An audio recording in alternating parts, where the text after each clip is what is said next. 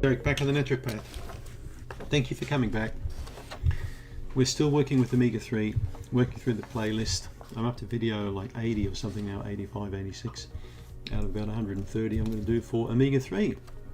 So the question today is, how much omega-3 do I need each day for leptin resistance? So what's leptin? Sounds like something you leap in the air or something. I leapt. Well, leptin is a hormone, all right? It's a satiety hormone, so it regulates appetite. So people with good leptin levels will go, oh man, I'm full, I can't eat anymore. You know, they might have had some on their plate and they get satiety quite easy. It's been hypothesized that people with high omega-6 diets in comparison to high omega-3 tend to have a dysregulation of leptin. The production can be a little bit all over the show, and these aren't the people then who say I'm full, because they'll eat a second plate. So omega-6, I've mentioned this many times, people who eat a lot of omega-6 in their diet, like fatty fish, oily fish, herring, sardines, mackerel, those sort of things, anchovies, people like me, they feel full, because when you eat a nice piece of herring and a salad, I can't eat anymore. But when you have omega-6 food, you have a plate of fries, maybe a burger, all this stuff with these, you know, the seed oils in them that are made with these seed oils, it's not like that. Leptin's not working properly, so you're being hungry. Have you noticed the last time you had a takeaway meal, by the time you got home you wanted a sandwich, a peanut butter sandwich? I haven't eaten junk food for I don't know how long, but when I did eat it many years ago, I never forget, I could eat a burger and fries and then still be hungry. Now I'm telling you guys, if you came to my place and you had my burger or you had my salad and the way I eat, you're not going to want any more food after that.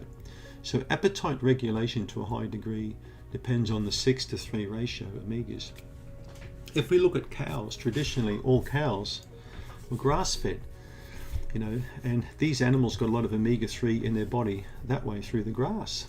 And now they're grain-fed.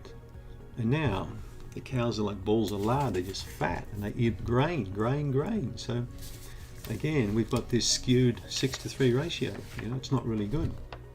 So if you want to look at the correct dosage for leptin resistance, I would stick with 3,000, between 2 to 3 capsules a day of a good fish oil generally. Say 1 capsule twice a day, 1 capsule 3 times a day for about a good 6 months. And then in that interim, as you're taking the fish oil, you need to carefully look at your omega-6 to 3 dietary ratios. Look how much omega-3 foods you're consuming compared to omega-6 foods. You know, are you eating enough omega-3 stuff?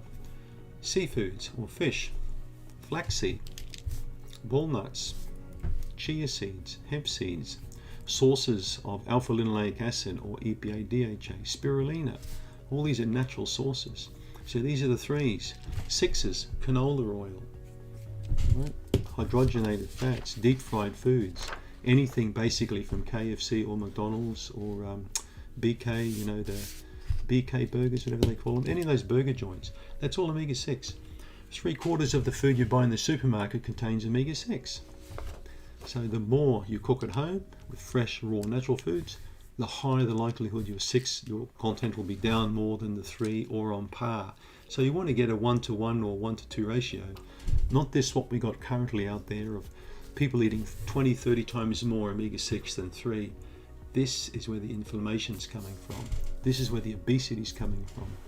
And then on top of that, of course, we got all our refined sugars, our artificial sugars, our GMO foods, and then we pile on top of that whole thing a couple of layers of stress. Can you now see why people get sick? I reckon. Thanks for tuning in.